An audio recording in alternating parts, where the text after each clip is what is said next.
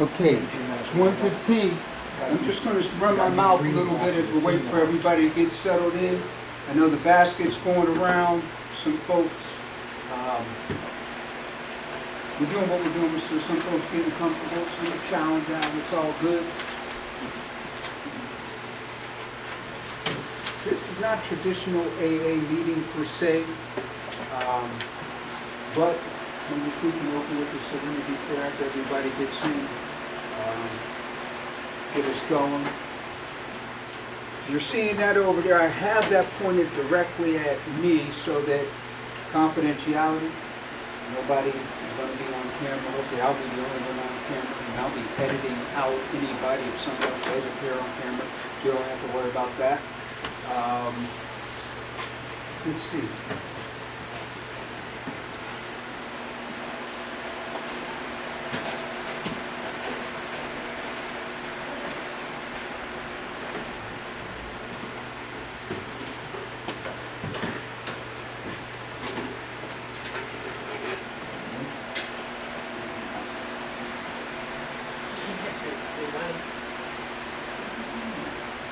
These are your batteries. Oh, okay, then it's a bomb. No, it's like that was in your apartment. Thank you. You're welcome.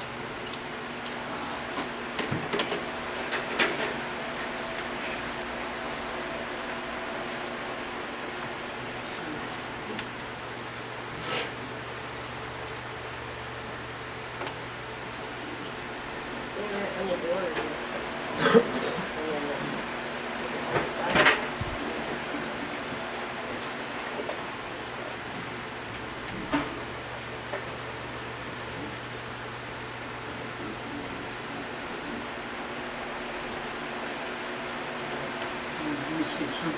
Brought big books. Who didn't bring the big book? Nearsighted glass. Got a few people don't have a big book. Right now, I'm gonna run out to the car. I'm gonna grab one that I have in the car.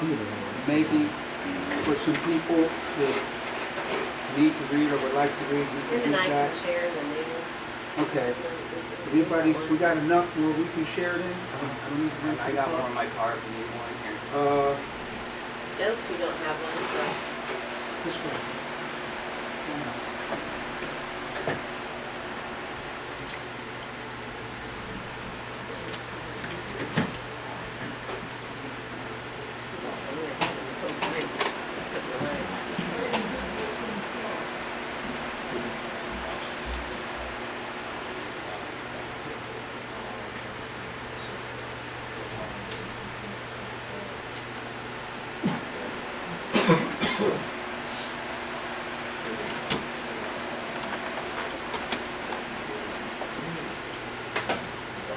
Working at the fair next week, Tim. What's that? I'm working at the fair next week.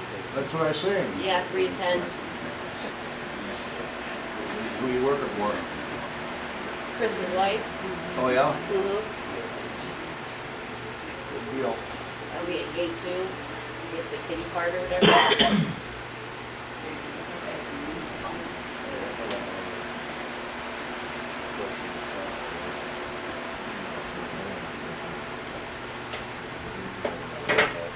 Right. If anybody needs one, here's an extra one. Good? Good? There's a couple of things in there. You'll see them, you can't just see them, just make sure that they don't fall out. Okay. All right. Still nothing but the new one. All right, it's time. I'm Y'all gonna pass ready? the basket around to help pay for Yeah, we the... already did. Yeah. Yep, took care of that. Get one more. Oh, this is for the church? Yeah. Oh, okay. Yeah, That's it's in the it. church. All right, everybody, I want to welcome everybody to this workshop titled Freedom from Self-Will, the 4 convincings of how it works. My name is Curtis Jackson, and my sobriety date is December 22nd of 1990. My home group is Painesville Thursday. We meet in the square in Painesville every Thursday night, 7:30, and you're all invited. You're all welcome.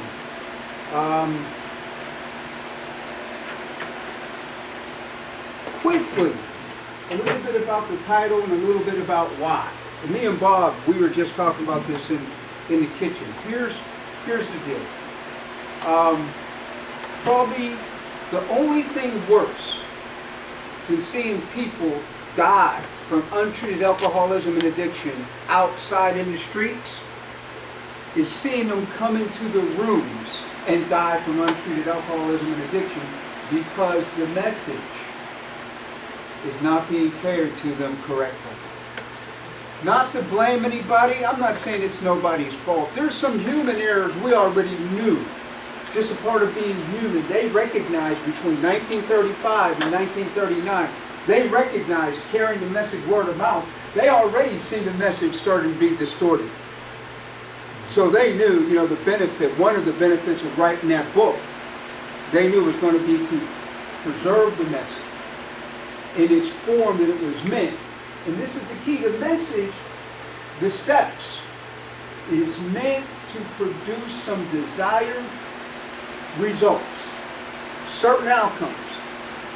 So now think about that.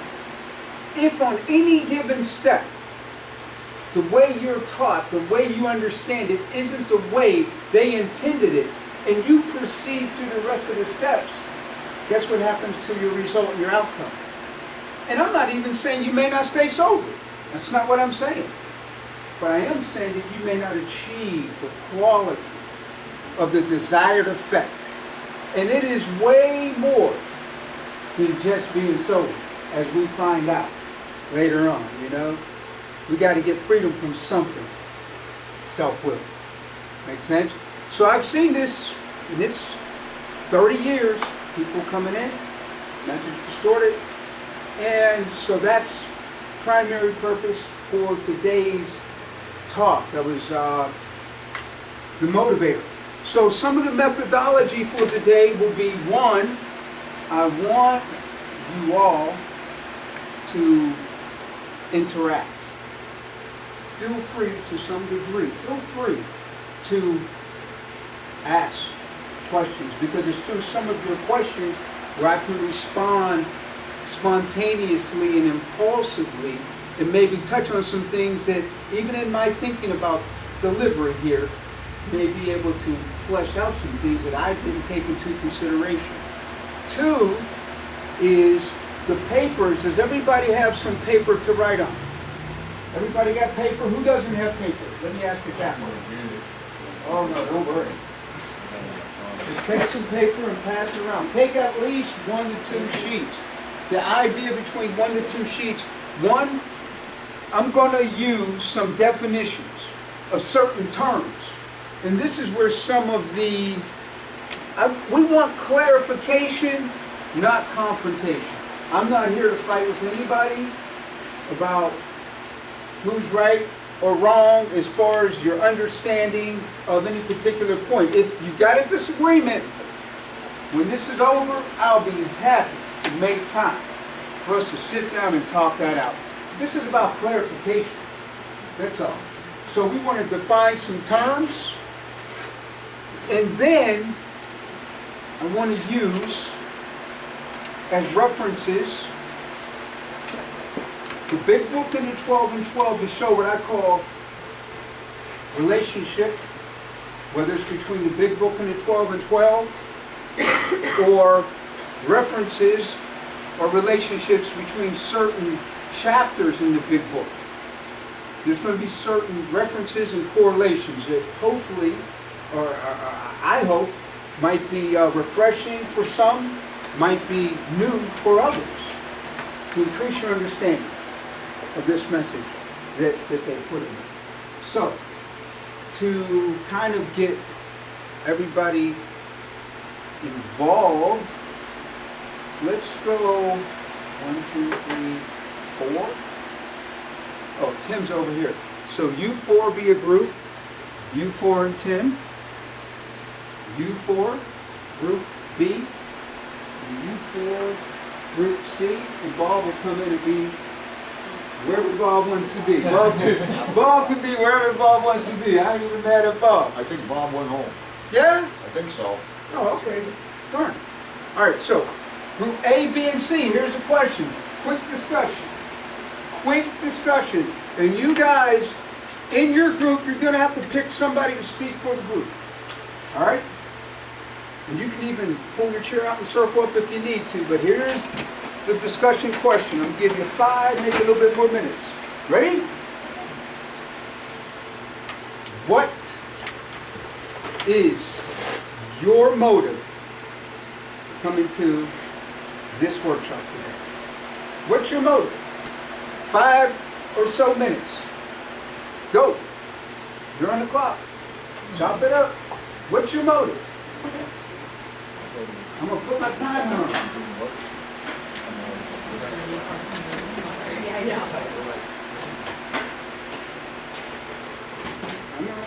Come on.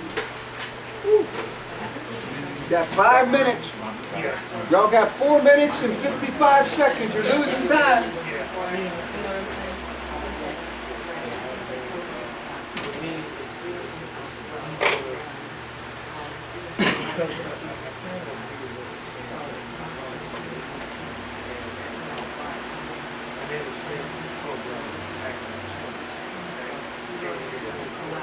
Stay around for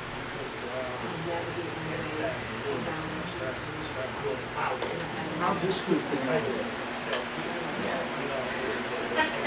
All right. What do we need to get started with some discussion of this? just don't mind. I come every day to learn more about the country. Yeah. So, I think it's possible. It's basically a template.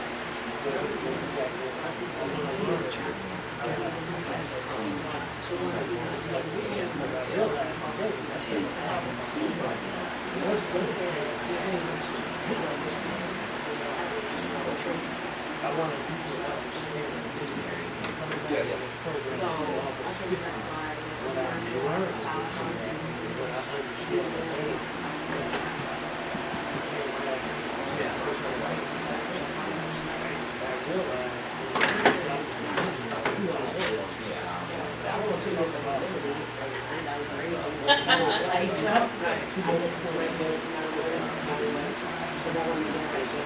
I got a question. I'm going to ask the whole group. You just inspired a question. How about you? I'll just say this to learn, the disease alcohol does to, I don't know what time, something one of those.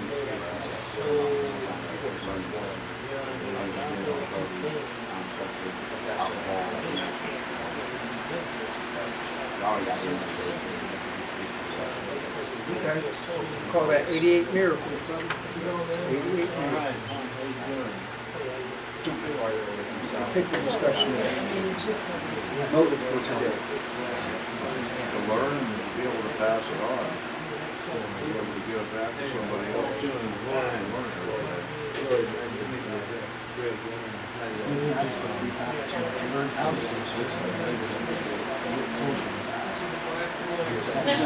Oh, that's right. Get closer to God. Show others how to stay safe and experience Yeah. Oh, yeah.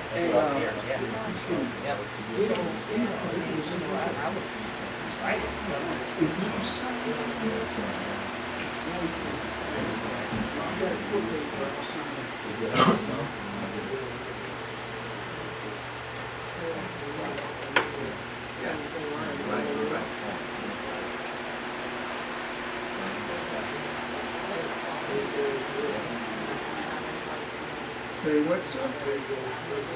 Even in my answer now, I want my person to get off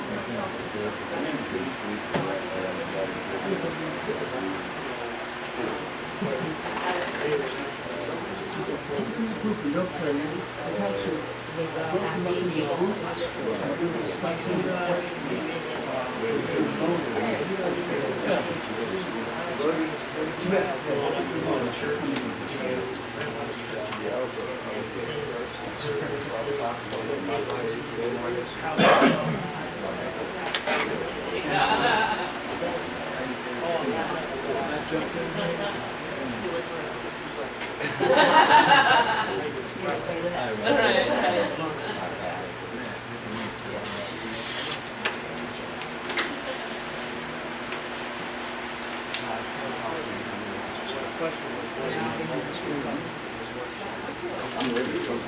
Yes, sir.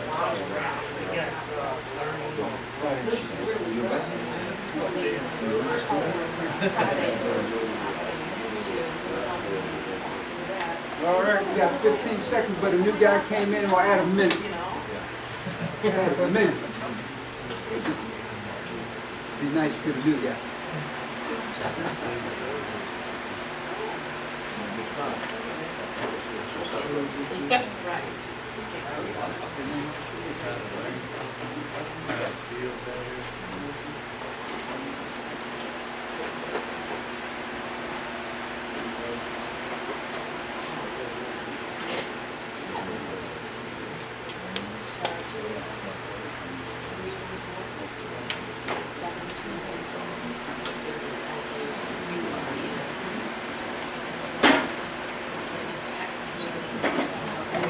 Because I'll forget. I yeah, no, that's for us.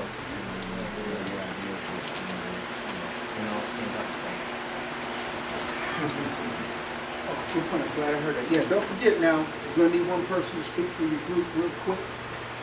All right, we'll just start and work our way around the room. Why don't we start? We're all done. Lauren, you had a chance to jump in? All right. Oh yeah, that's right, right. Okay, my bad. Here we go.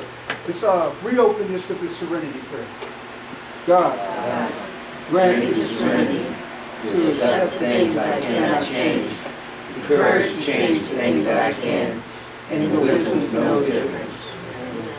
All right. Thank you. All right. Give Thank credit where it's due. There we go. All right. What group wants to go first instead of me picking? Who? Just tell me what you heard in your group. Motives for being here. Group B. Okay. So our group had a lot of really good stuff to say. I came right out with, earlier in my recovery, I was introduced to the idea that there's two reasons that people get sober. One is to escape the pain, because when we come in these rooms, we come in with a lot of pain bearing down on us. And the other is for personality change. To manage lives and be a little bit more proactive when it comes to walking through life.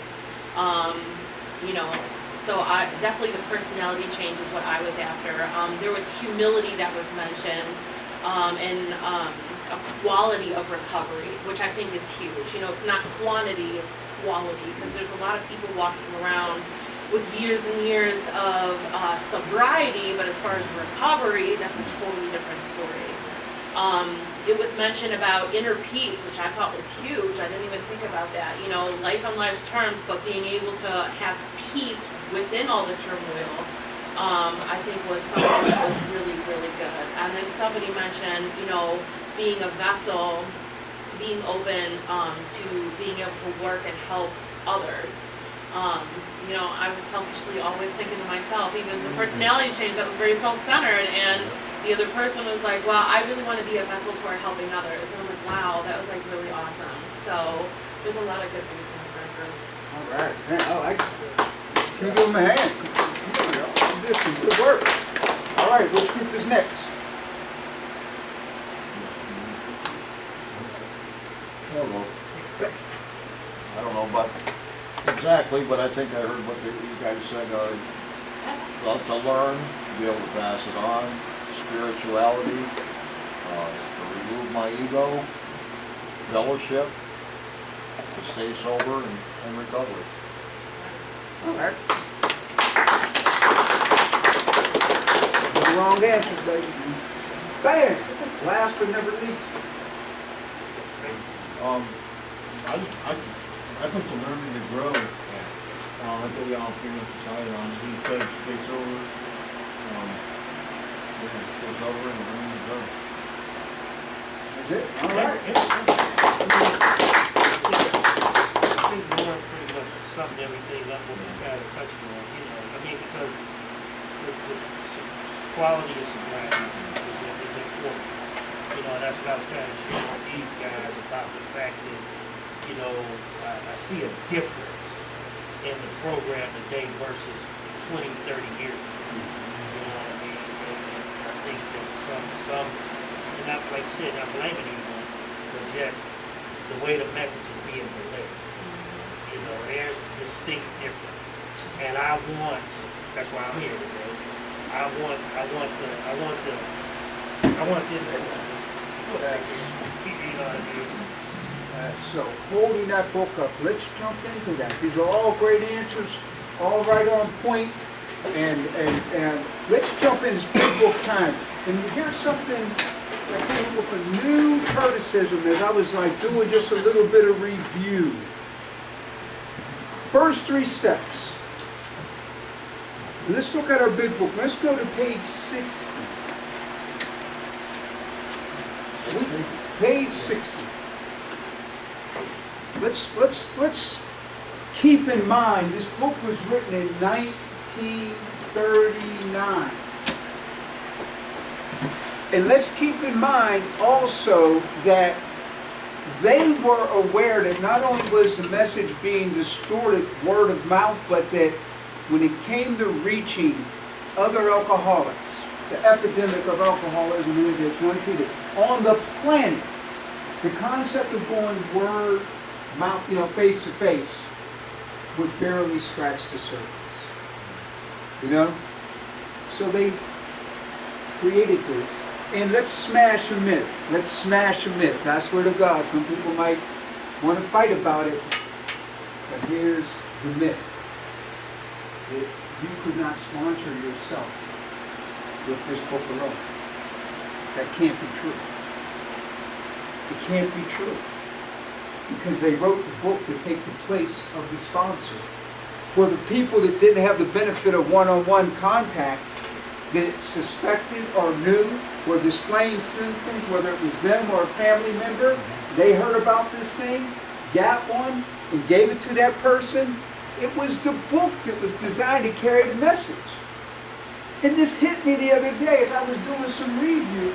What do we know? What's some of the most famous sayings read at every meeting when it opens up? What are they called? The 3 what?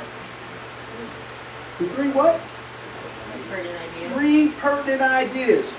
Let's read those, because there's something we want to introduce, one of our first terms for definition. So who would care to start with? Let's just go to many of us exclaim. Who would care to read that? My name's Keith and I'm alcoholic and addict. Hey, Keith. Many of us exclaim, what an order, I can't go through with it. Do not be discouraged. No one among us has been able to maintain anything like perfect adherence to this principle. We are not saints. The point is that we are willing to grow along spiritual lines. The principles we have set down are guides to progress. We claim spiritual progress rather than spiritual perfection. Our description of an alcoholic in the chapter to this Gnostic and our personal adventures before and after make clear 3 pertinent ideas. A, that we were alcoholic and could not manage our own life. What step is that, y'all? 1. Go. B, the probable to no human power could have relived our alcoholism. What step is that? 2. That God could and would if we were sought. What step is that? 2. All right, we're on it. I like it. So they're telling us that whoever was reading the book, hopefully by reading, starting with, if you want to read preface, foreword, all that, there's 4 words now, right? Jump into the doctor's opinion, right? Bill's story, there's a solution. More about alcoholism, we agnostics. It brings you to how it works. Because the subtitle is the 4 convincings of how it works. This is where I've seen so many people get lost, starting with the very next sentence. Read the very next sentence after the 3 pertinent ideas. Being convinced we were at step 3, which is that we decide to turn our will and our life over to God as we understood Him. Just what do we mean by that? And just what do we do? And so many don't figure out what they mean by that, let alone what they do. They perceive with what we do, but they don't understand what we mean. Does that make sense? Do I need to say that again? They proceed with what we do.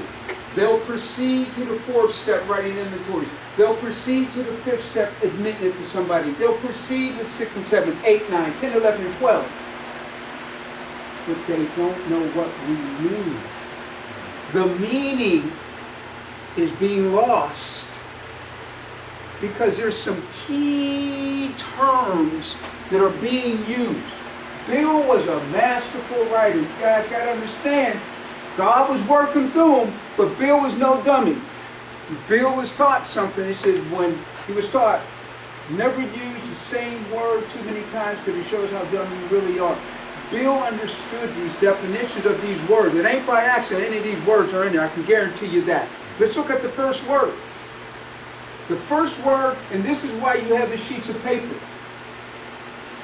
First definition I want you to take home from this. First definition, write the word convince. Write the word convince, and I'm going to give you the definition. The word convince. And here is the definition. To bring. And then in parentheses. To bring, then in parentheses, as by argument, to belief, consent, or a course of action. That is the definition of the word convince. To bring, as by argument, to belief, consent, or a course of action. You convince Yep. To bring, to bring as by argument,